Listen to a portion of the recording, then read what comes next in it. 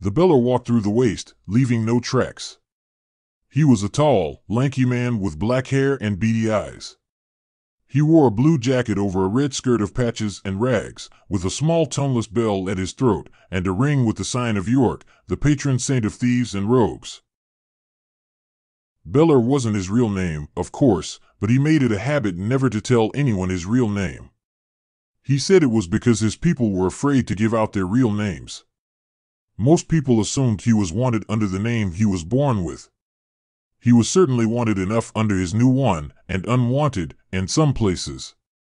He knew the ways, though. If anyone could get you from one city to another, it was him, extra if he'd been outcast by the locals. If you wanted a relic from the old places, he knew where you could buy it, or, if the price was right, he'd fetch you one himself. The water skin at his side was empty. Water was plentiful in the waste, and it was one less thing to weigh him down. The real problem was food. Nothing grew in the waste. There were occasional birds and animals crossing the damp sands, but no trees or grasses of any sort. The Beller knew the waste well. He'd used its trackless spaces to escape pursuit many times. Today, however, he was looking for someone else. In the distance, a rocky promontory poked up over the dunes like the back of a beetle. He'd spotted it the day before, and he would reach it in a few more hours. "Ho! Beller!" a voice called out. The Beller tensed, reaching for his sword.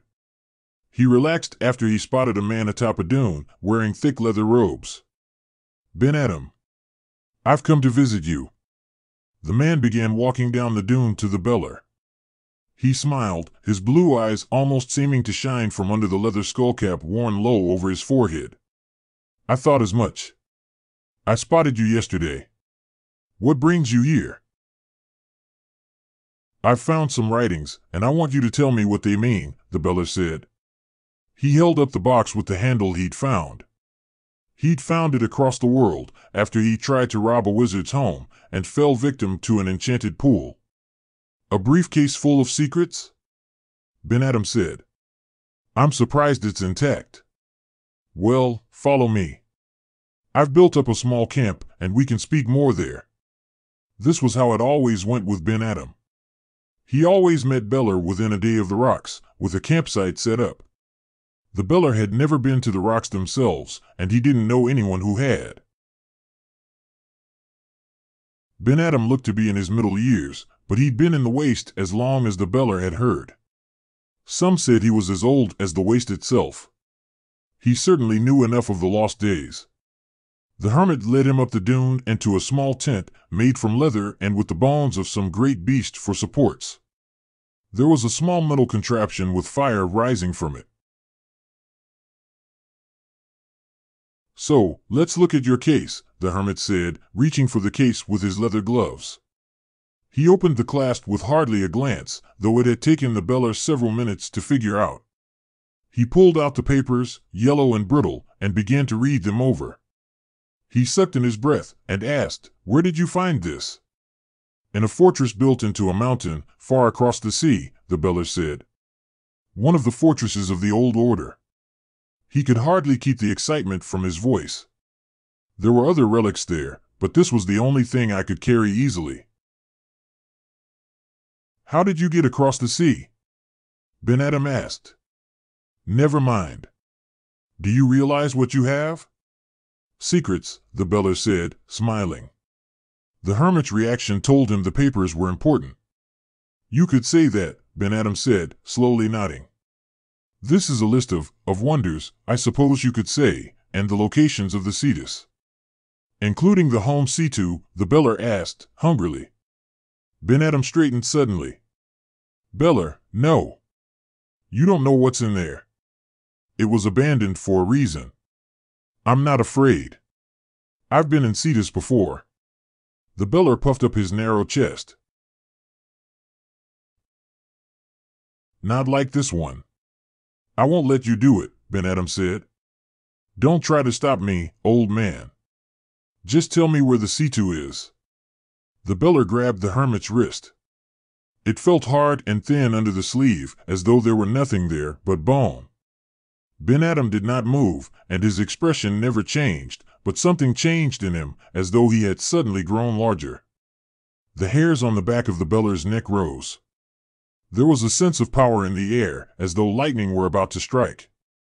"Will you strike me?" the hermit asked. The Beller took his hand from Ben Adam, and he looked away, embarrassed, despite himself. "Now, I'm going to put an end to this nonsense," Ben Adam said. He put the papers over the fire, and they caught at once. "You should thank me. I've saved you from yourself, you know." Resentment boiled up inside of the Beller. He hated being made a fool of, and he couldn't resist leaving one last gloating note. "You haven't changed anything," he said. "What do you mean?" Ben Adam asked, suspicious. "Do you think I would make this journey with only the original set of papers? As fragile as they were? I've had time to make a dozen sets, and I've hidden them all." In truth, he'd only taken the time to make one copy, and it was in his bag. But Ben Adam didn't know that. "Beller, you can't do this. I won't let you." Ben Adam rose, and for a moment, the Beller thought he might attack. "You won't stop me," the Beller said with a bravado he didn't feel. "You're no murderer." Ben Adam stared at him for a long moment, and then, to the Beller's surprise, he burst out laughing. "Oh, Beller, if you only knew. No, I won't kill you, but not for the reasons you think." "Go on then." "I cannot stop you." "But I don't know how you expect to follow the notes when you cannot read them." "I'll find another who knows the old language," the Beller said. "There's no one else," Ben Adam said. "I'm the only one who still remembers it." "Not true," the Beller said. "There's one other. And he's not hard to find." "Who?" "Oh, Beller. You don't mean to go south, do you?" Ben Adam's eyes turned to pity. "If you will not help me, then I have no choice," the Beller said. "I'd go to a bird himself if he offered me the home sea to." Ben Adam only shook his head. "It's not death you should be afraid of, in the Evermann's hands." Beller kept his fire small, and watched the entrance to the cave. He was a week out of the waste, and there was something moving outside. It was too big to be a wild dog and didn't move quite right to be a jumper. It could be another traveler, of course, or a bandit. But he hadn't seen anyone for 2 days. The South was a cursed land. Everyone knew that. Twigs cracked near the entrance, and a human shape blocked the light. White, blank eyes stared at him, and a low moan spilled out of a slack-jawed mouth. "Dare's Forge," he swore, and raised his sword. The walking dead were only a nuisance in the open, where their slow speed and clumsy movements made them easy to kill. In the cramped confines of the cave, however, he was at serious risk of a bite. It stumbled towards him, inadvertently stepping into the fire. It didn't seem to react, as the flame climbed up its leg. It only stepped onward, reaching for him with gray, bloated fingers. The Beller swung his sword at the hands, taking off the fingers. He tried to step around the dead man and get to the entrance, but it stumbled over and grabbed at his shoulder with its unmaimed hand. He kicked out, trying to keep from catching fire himself, and knocked its leg out from under it. The dead man fell, nearly pulling him down with it. He managed to get free before it could sink its teeth into his leg. He jumped back, and it began to crawl towards him. He jogged out of the cave. The Beller congratulated himself on another daring escape. Now he merely had to wait until the dead man came out, and it would be easily dispatched. As he turned, his smile slowly sank. The crawling dead was hoisting itself through the dead leaves that had built up around the cave's entrance, and they began to ignite. Beller looked at the dry chaparral around him, and then back to the cave, where all of his supplies were. "Caliph's balls!" he cried in dismay, and then took off his jacket, trying to use it to beat out the flames. The dead man continued trying to bite him, even as he tried to extinguish it, and the brush around it. His jacket caught, and he was forced to drop it. The fire spread quickly, and the Beller realized there was no way he could beat this fire. It was time to retreat. He jumped over the dead man and ran back into the cave. The smoke was thick and choking. He grabbed his pack, and then turned and ran again, coughing as he went. He jumped over the zombie's last pitiable swipe at his feet and ran, looking for a stream, a river, anything. As he did, he felt an odd warmth at his back. He looked over his shoulder and saw smoke rising from his pack. Madly, he swung the pack off and then rifled through its contents, grabbing the papers before they could be harmed, and then threw the pack away with a curse. He started off again, stumbling in the darkness away from the orange glow that was rising behind him. The Beller waded through waist-deep water, his precious bundle held high over his head. He'd been wandering in this godforsaken swamp for days now. He hadn't seen so many leeches since the jungles in the Northlands. In the distance, he heard the roar of a bull crocodile. He shivered. He hadn't seen too many of the great reptiles since he'd entered the swamp, but he knew how powerful their jaws were. He finally made it up onto the next island. He'd been staying on land as much as possible, trying to avoid the water where he could. He wished he'd had his axe and his rope. He could have put together a boat. It would have made this trip much more pleasant.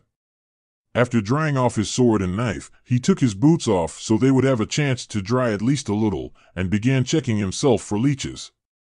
He pulled off the 4 that had taken hold, cursing them as he cut them up with his knife.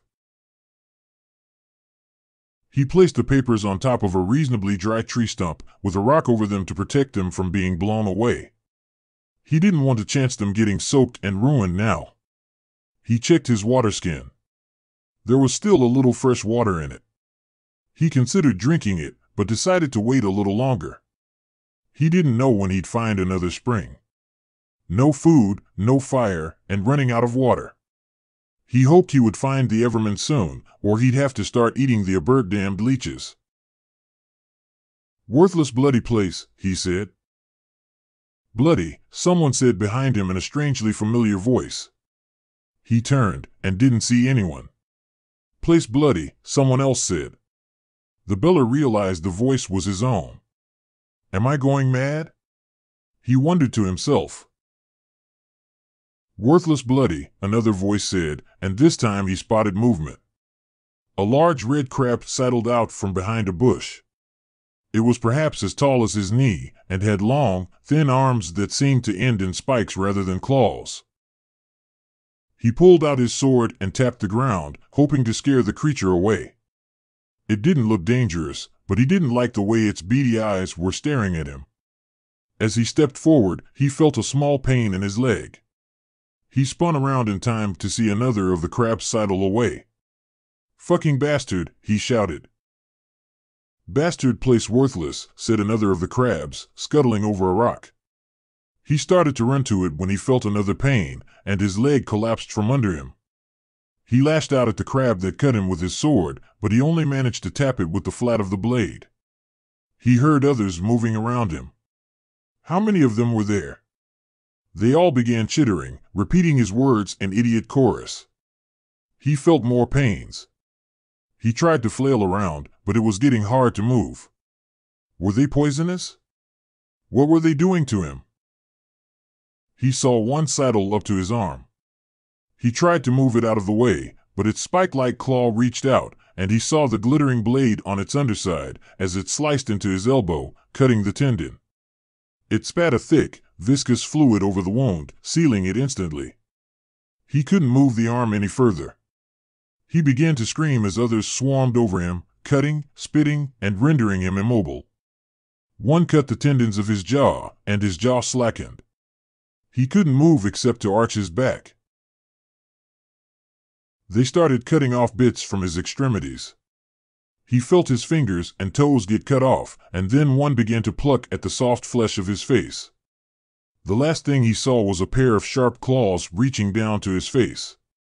It went on for some time until he heard an odd, guttural voice. He heard the crab scuttle away, and then felt a final sting in his arm. He felt himself being lifted and carried as he drifted off to sleep. This content is Creative Commons. Relevant attribution can be found in the description.